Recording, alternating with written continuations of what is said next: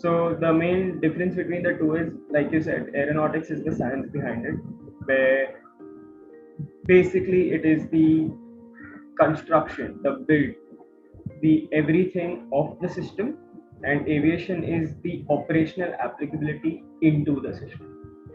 So, for example, building a plane would come under aeronautics, but operating a plane, how to fly it, comes under aviation. So, you very rightly put it.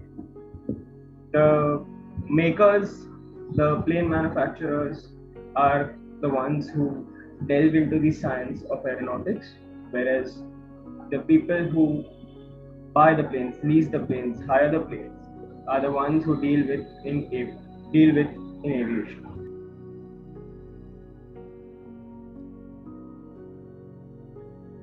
There is a day-to-day job profile of a pilot on the ground involves a lot of training. This is a simulator. Believe it or not, this machine costs as much as a plane does.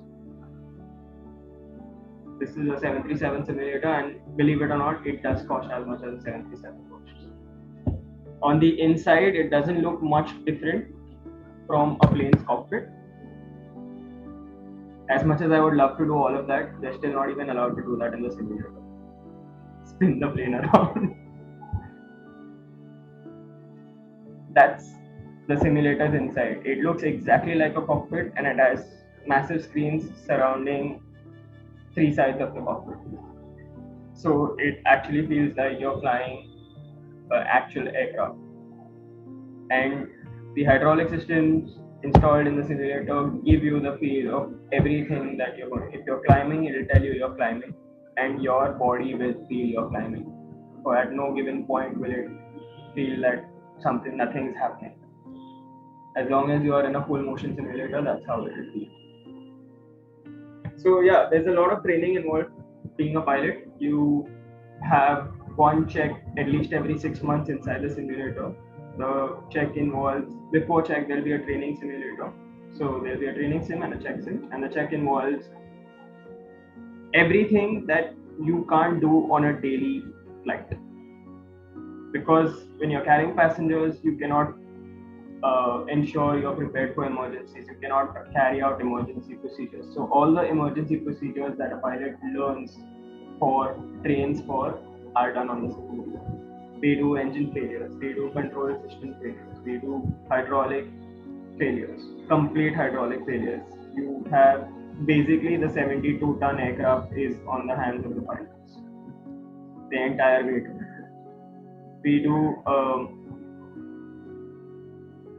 We do inclement weather situations which we can't practice in real if we're carrying passengers. So if we've never done an inclement weather situation in the sim, we actually cannot do it in life. So only if you've undergone a certain operation, an ancillary training called low visibility operations, all weather operations, only then can you actually fly out when the weather conditions are below minimum requirement.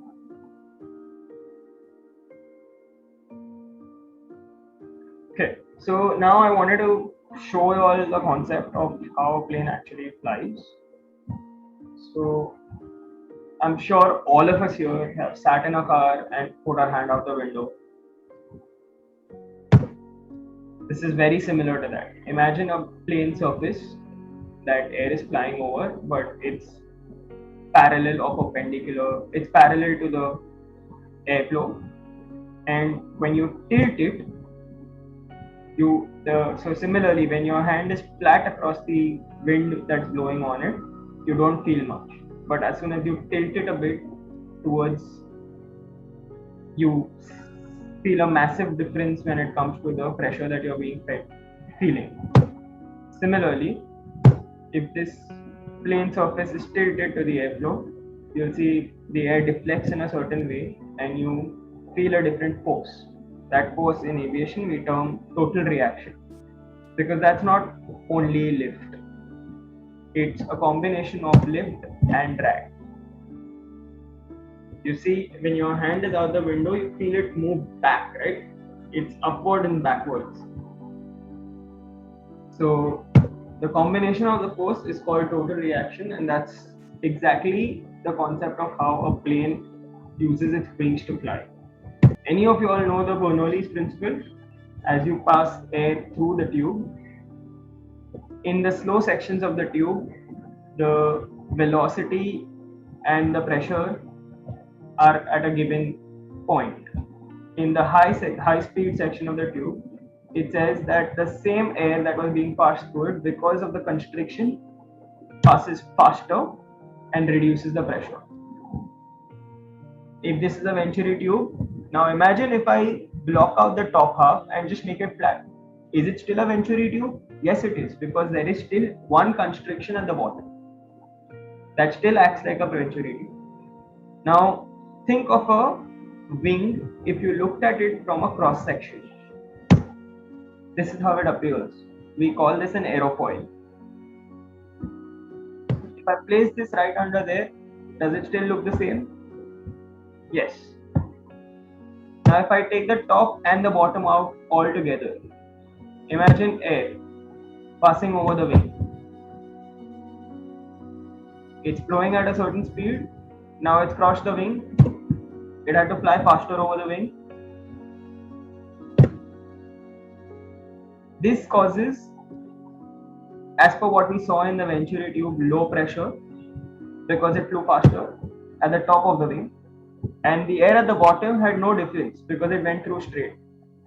So I won't say it's high pressure, but it's at the same pressure, but it's higher than the one at the top. So there is relatively higher pressure under, which causes pressure to push the wing up to normalize itself. That's how an aircraft generates lift. Guys, any questions?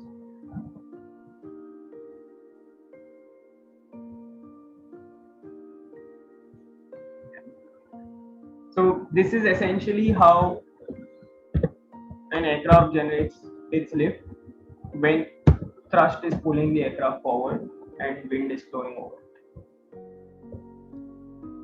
Believe it or not, when I was flying in Australia, we've had times where we are not moving because the wind is so strong. In the training planes don't really travel that fast. So the winds are so strong and the plane is not even moving off the runway, but we're actually taking off. It has happened.